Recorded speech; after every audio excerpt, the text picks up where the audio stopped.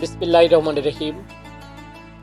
পবিত্র ঈদ উল ফিতর উপলক্ষে দৈনিক অমৃতালোক মাল্টিমিডিয়ার পক্ষ থেকে সকল সাংবাদিক, পাঠক, শুভানুদায়ী এবং সকল পর্যায়ের ব্যবসায়ী, শ্রমিক, কৃষক যারা রয়েছেন তাদের সকলের প্রতি ঈদ মোবারক।